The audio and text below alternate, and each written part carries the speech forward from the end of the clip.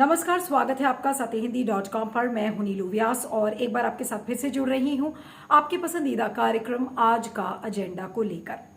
जहां तक कोविड-19 वायरस का सवाल है, हमने और आपने सबने यही खबरें पढ़ी हैं कि जो कोविड-19 का वायरस है वो शायद किसी जानवर से ह्यूमंस में जाकर ट्रांसमिट हुआ था, इन्फेक्टेड हुआ था, यानी कि जानवर से मानव के अंदर गया और इसके बाद ये इन्फेक्शन फैला। लेकिन समय समय पर बहुत सारी कॉन्स्पिरेसी थियरीज आई कि वुहान की लैब में इस वायरस को बनाया गया, उसके लिए टूल्स क्रिएट किए गए और जिसको लेकर अभी हाल में बाइडेन सरकार ने, जो अमेरिका की बाइडेन सरकार है, उन्होंने कहा कि अब इंटेलिजेंस डिपार्टमेंट को ये काम दिया जाएगा कि इस पूरे मामले में इन्वेस्टिगेशन होना चाहिए। लेकिन ब्रिटेन का एक डिजिटल प्लेटफॉर्म है dailymail.com, उसमें एक खबर छपी है जिसे पढ़कर सबके होश उड़ जाएंगे कि क्या वाकई में कोरोना वायरस को एक लैब के अंदर बनाया गया था और उसके साथ क्या क्या किया था साइंटिस्ट ने, उसका पूरा ब्यौरा है। ये 22 पेज की एक रिपोर्ट है और आपको बता दें कि यूके की जो dailymail.com है, जैसा मैंने आपको कहा कि उसमें इस रिपोर्ट का उल्लेख है। 22 पेज की ये रिपोर्ट है जिसके लेखक दो लोग हैं। पहला जो लेखक का नाम है वो एक ब्रिटिश प्रोफेसर है, एंगस डैलग्लेश, और दूसरे हैं नॉर्वे के साइंटिस्ट जिनका नाम है डॉक्टर बर्जन सोरेनसेन। अगर हम एंगस डैलग्लेश की बात करें तो उन्होंने पहला HIV वैक्सीन बनाया था और डॉक्टर बर्जर सोरेनसेन वो एक बहुत जाने माने जो वैक्सीन बनाने की कंपनी है इम्यूनोर, उसके बहुत जाने माने एक वायरोलॉजिस्ट हैं। तो इन लोगों की ये जो स्टडी है, जो 22 पेज की रिपोर्ट है, ये अब छपने वाली है quarterly review of biophysics discovery में।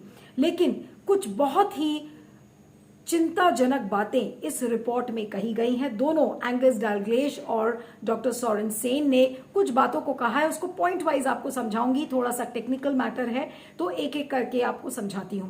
पहली चीज जो इन लोगों ने अपने पेपर में कही है वो ये कही है कि जितने भी चाइना के वैज्ञानिक थे जो वुहान की लैब में काम कर रहे थे, तो उनके पास, डॉक्टर डैलग्लेश और डॉक्टर सोरेनसेन के पास इस बात का सबूत है कि चाइना के वैज्ञानिकों ने इस वायरस को गेन ऑफ फंक्शन रिसर्च के तहत तैयार किया है। यहां पर सवाल उठता है कि गेन ऑफ फंक्शन क्या है। गेन ऑफ फंक्शन वो रिसर्च है, वो एक्सपेरिमेंट है जिससे कोई भी एक नेचुरल वायरस को आप ले और उस नेचुरल वायरस के ऊपर स्टडी की जाए, उसको इस तरह से ट्रीट किया जाए ताकि उससे इन्फेक्शन और ज्यादा बढ़ सके और फिर उस चीज को ह्यूमन बींग्स के ऊपर एक्सपेरिमेंट किया जाता है। तो इन साइंटिस्ट का ये कहना है कि इस वायरस को लैब में क्रिएट किया गया और सिर्फ क्रिएट ही नहीं किया गया बल्कि गेन ऑफ फंक्शन प्रोजेक्ट के तहत इसको वुहान लैब में तैयार किया गया। अब आपको ये भी बता दें कि ये जो दोनों साइंटिस्ट हैं, डॉक्टर डैलग्लेश और डॉक्टर बर्जन सोरेनसेन, इन्होंने ये भी कहा है कि इन दोनों साइंटिस्ट ने 2002 से लेकर 2019 तक जितनी भी साइंटिफिक जर्नल्स हुए हैं, जितने भी एक्सपेरिमेंट्स हुए हैं, उनके आधार पर इन लोगों ने एक्सपेरिमेंट किया है और उस एक्सपेरिमेंट में ये पाया गया कि चाइनीज साइंटिस्ट्स ने क्या किया। उन्होंने एक नेचुरल कोरोना वायरस का जो बैकबोन है उसको लिया और उस बैकबोन को स्प्लाइस करके उसको इस तरीके से ट्रीट किया गया कि वो बहुत ज्यादा इन्फेक्शियस हो गया, यानी कि उसका जो संक्रमण है वो 4 गुना या 5 गुना बढ़ जाए। और ये काम गेन ऑफ फंक्शन रिसर्च के तहत हुआ है। इसलिए डॉक्टर डैलग्लेश और डॉक्टर बर्जन सोरेनसेन का ये कहना है कि ये जो वायरस है ये नेचुरल वायरस नहीं है, इसका कोई नेचुरल एंसेस्टर नहीं है, बल्कि इसको लैब में टूल्स के इस्तेमाल के साथ तैयार किया गया है। और इतना ही नहीं, इसको सिर्फ तैयार ही नहीं किया गया बल्कि इसमें रेट्रो इंजीनियरिंग की गई है। रेट्रो इंजीनियरिंग यानी कि इस वायरस को इस तरीके से ट्रीट किया गया है ताकि देखने वाला ये समझे कि इस वायरस पर कई सालों से काम हो रहा था और इस वायरस का संक्रमण एनिमल से ह्यूमन बींग्स में हुआ है। इस तरीके की रेट्रो इंजीनियरिंग इसकी की गई है। और जो एक बात इन दोनों साइंटिस्ट ने कही है कि जानबूझकर इस वायरस के साथ छेड़छाड़ की गई, इस वायरस को डिस्ट्रॉय किया गया, उसके सबूत मिटाए गए हैं और उसको छुपाया गया है। इन सारी बातों का प्रमाण डॉक्टर सोरेनसेन के पास है और डॉक्टर एंगस डैलग्लिश के पास। अब आपको बता दें कि इसमें साफ साफ इस रिसर्च में डॉक्टर डैलग्लिश और डॉक्टर सोरेनसेन ने कहा है कि सबसे बड़ा जो सबूत है वो ये पाया गया कि जब ये लोग दोनों एक्सपेरिमेंट कर रहे थे, ये दोनों डॉक्टर्स, दोनों वायरोलॉजिस्ट, तो इन्होंने पाया कि जो वायरस का जो सैंपल था उसके साथ 4 अमीनो एसिड्स मिली थी।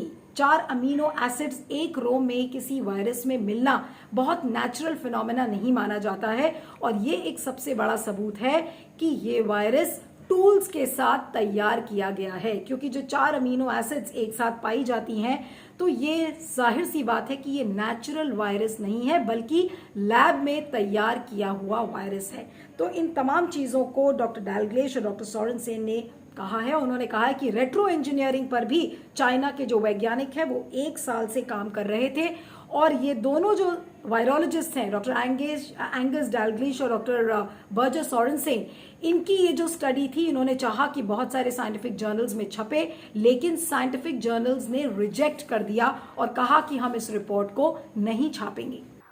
In the light of non-compliance of China in this regard, this has led to criticism from abroad. The WHO and other scientists suggested to the ambiguity of the findings of the WHO delegation. In the light of this, there is a demand abroad that China comply with the impartial, independent, comprehensive investigation into the virus that originated in Wuhan. Prior to the January 23rd lockdown in Wuhan by China, over 5 million asymptomatic or symptomatic patients have left Wuhan to different destinations. It is estimated that 4 lakh people have gone to the United States, spreading the pandemic as it spread in Lombardy, Spain, Qom, Mecca and other places, and in India. So there is now a demand for investigation into this. I do not think China will go ahead with any independent investigation. It's not in the ethos of China. Number 2, China may invite some delegations of doctored delegations, but finally the outcome will be buying time. I do not think they will open up the Wuhan Institute of Virology for investigation. It has now been taken over by the Chinese military. Chinese military, of course, had a virology program in the Wuhan Institute of Virology. So it is very unlikely that China will cooperate in terms of an independent investigation into the origins of the virus. इसी study के मुताबिक doctor डैलग्लिश और doctor सोरेनसेन का ये कहना है कि कोई भी नेचुरल वायरस होता है अगर किसी भी पैंडेमिक में तो उसका म्यूटेशन स्लो होता है, लेकिन यहाँ पर ऐसा नहीं देखा गया है। वायरस का जो म्यूटेशन है, वो जो अपना रूप बदल रहा है, वो काफ़ी तेज़ी से बदल रहा है। तो ये भी एक और सबूत है जिसको देख के लगता है कि ये नेचुरल वायरस नहीं बल्कि आर्टिफिशियली क्रिएटेड वायरस है। और जो बात मैंने आपको बताई कि 4 अमीनो एसिड्स एक ही रो में पाई गई हैं, तो अमीनो एसिड्स का पॉजिटिव चार्ज होता है और वो जब ह्यूमन बॉडी से जब क्लिंग करते हैं तो वो बहुत तेज़ी से ज़्यादा चिपकते हैं। और यहाँ पर जो 4 अमीनो एसिड्स का एक साथ मिलना और जो उसका जो वायरस है, वायरस को जिस तरीके से इन अमीनो एसिड्स के साथ ट्रीट किया गया है, वो एक बड़ा सबूत माना जा रहा है कि ये माना जा रहा है कि इसको आर्टिफिशियली क्रिएट किया गया है।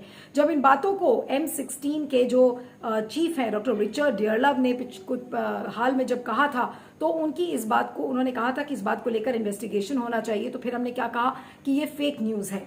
और अभी हाल में अमेरिका के जो राष्ट्रपति हैं जो बाइडेन, उन्होंने ये भी कहा कि इंटेलिजेंस कम्युनिटी को री एग्जामिन करना चाहिए।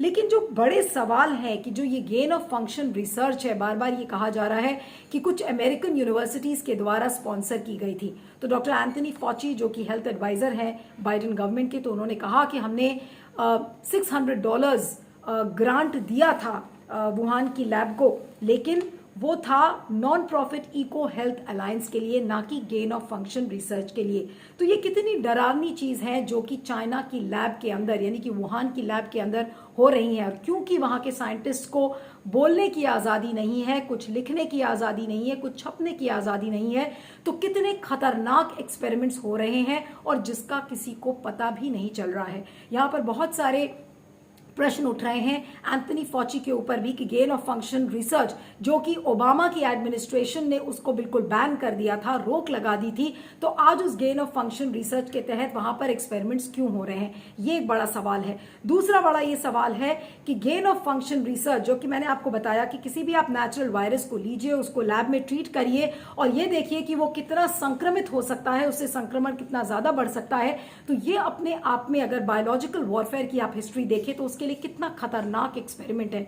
और चाइना अगर छुपते छुपाते इस तरीके के एक्सपेरिमेंट्स कर रहा है तो वाकई में विश्व के जितने भी देश हैं उनके लिए बहुत चिंता का विषय है। हालांकि आपको बता दें कि एक बायोलॉजिकल टॉक्सिक वेपन्स कन्वेंशन है 1984 में, जो सभी देशों ने साइन किया था और जिसके तहत कोई भी देश इस तरीके के बायोलॉजिकल वेपन्स को स्टॉकपाइल नहीं कर सकता, यानी कि इकट्ठे नहीं कर सकता। लेकिन इसके बावजूद अगर आज चाइना इस बात को कर रहा है तो चाइना के खिलाफ वाकई में इन्वेस्टिगेशन होने की जरूरत है।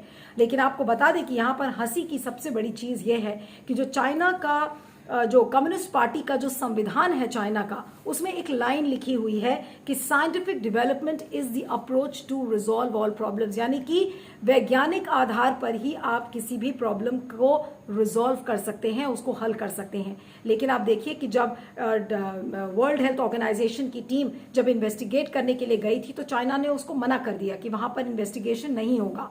तो अगर इस तरीके की जांच को चाइना बार बार मना करता रहेगा तो इसकी हकीकत कैसे पता चलेगी कि क्या कोविड-19 का वायरस आर्टिफिशियली लैब में क्रिएट किया गया, उसके पीछे क्या मंशा है ताकि लोग जो विश्व के तमाम जो मानव जाति है उसको खत्म किया जाए, क्या चाइना ने बायोलॉजिकल वॉरफेयर में इंडल्ज किया। तो ये सारे बड़े सवाल हैं जिसको लेकर छानबीन होने की जरूरत है, जिसको लेकर पड़ताल होने की जरूरत है। और आपको बता दें कि भारत को भी इस हकीकत का सामना करना पड़ेगा, क्योंकि अभी हमने हाल में जब पिछले साल देखा था कि एक टू फ्रंट लड़ाई भारत चाइना के साथ लड़ रहा था, जब लद्दाख में जब फोर्सेस वहां पर तैनात की गई थी, तो आज हम कैसे विश्वास न करें कि चाइना एक बायोलॉजिकल वॉरफेयर में भारत के साथ भी इंडल्ज कर रहा है। और कोरोना वायरस क्या स्मगल किया जा रहा है, क्या कोरोना वायरस दूसरे देशों से लाकर उसको लैब में तैयार किया जा रहा है, ये तमाम जो हकीकत है वाकई में लोगों को चौंकाती है। और साथ में ये बहुत बड़ी चिंता का विषय है कि क्या विश्व को इस तरीके के वायरसेस की रिसर्च से, इस तरीके की शोध से क्या विश्व को खत्म कर दिया जाएगा, और सिर्फ ताकि चाइना का बोलबाला रहे और बाकी सारे जो देश हैं वो खत्म हो जाएं। तो इसको लेकर एक बहुत ही गहरी पड़ताल की जरूरत है और ये देखना होगा कि कब चाइना इस चीज के लिए रेडी होता है। अब बाकी देश जो जैसे अमेरिका है, ऑस्ट्रेलिया है, ये जो सारे देश हैं, क्या चाइना पर प्रेशर बना पाएंगे इस तरीके की जांच के लिए, ये एक बड़ा सवाल है। लेकिन जो दूसरी बात है कि जो गेन ऑफ फंक्शन रिसर्च है वो हम क्यों अलाउ कर रहे हैं। बहुत सारे एक्सपर्ट्स का ये मानना है कि गेन ऑफ फंक्शन रिसर्च बहुत पहले ही बैन कर दी जानी चाहिए थी। बराक ओबामा का जब एडमिनिस्ट्रेशन था तो उन्होंने इसको बैन कर दिया, लेकिन उसके बाद भी इस तरीके की रिसर्चेस हो रही हैं। वुहान के लैब में ही अमेरिका के बहुत सारे साइंटिस्ट हैं, लेकिन ये कहा जा रहा है कि उनको NIH यानी कि नेशनल इंस्टीट्यूट ऑफ हेल्थ ने परमिशन नहीं दिया है कि वो गेन ऑफ रिसर्च के फंक्शंस को लेकर रिसर्च करें। तो आज ये तमाम बड़े सवाल हैं कि जो प्रोटोकॉल्स के खिलाफ साइंटिस्ट्स अपने आप रिसर्च कर रहे हैं वो क्यों कर रहे हैं, क्या उनको ऑफिशियल परमिशन मिली हुई है, और अगर मिली हुई है तो क्या नैतिकता के आधार पर वो एक्सेप्टेबल है। ये तमाम एक बड़े सवाल लोगों के सामने खड़े हैं। और चाइना क्या बराबर, सबसे बड़ा जो सवाल है कि क्या China biological toxic weapons convention का उल्लंघन कर रहा है, और अगर उल्लंघन कर रहा है तो आज चाइना को सजा क्यों नहीं मिल रही है? आज चाइना की अकाउंटेबिलिटी कौन फिक्स करेगा? ये सारे बड़े सवाल हैं, लेकिन इस रिपोर्ट को पढ़कर वाकई में दिल दहल जाता है कि चाइनीज लैब में टूल्स के द्वारा तैयार किया गया वायरस मानव जाति को नुकसान पहुंचाने के लिए किया जा रहा है। और विश्व के जितने देश हैं वो इस समय मूक दर्शक बने हुए हैं, क्योंकि चाइना इस पड़ताल के लिए तैयार नहीं है। इस वीडियो के बारे में आपको क्या कहना है, इस पर फीडबैक जरूर दीजिएगा। और इस वीडियो को खत्म करने के पहले एक छोटी सी गुजारिश है कि इस वीडियो के डिस्क्रिप्शन बॉक्स में एक लिंक है, उस लिंक को क्लिक करें, सत्य हिंदी को भुगतान करें, सत्य हिंदी की सदस्यता लें। इससे आपको निष्पक्ष खबरें मिलेंगी और हमें आपका समर्थन मिलेगा। आप देखते रहिएगा आज का एजेंडा, बने रहिएगा सत्य हिंदी पर। और आप मुझे ट्विटर पर फॉलो कर सकते हैं। मेरा ट्विटर हैंडल है @neelu317 और दूसरा ट्विटर हैंडल है @neelu_on_the_move। Thank you so much. सत्य हिंदी का ऐप डाउनलोड करें गूगल प्ले स्टोर पर।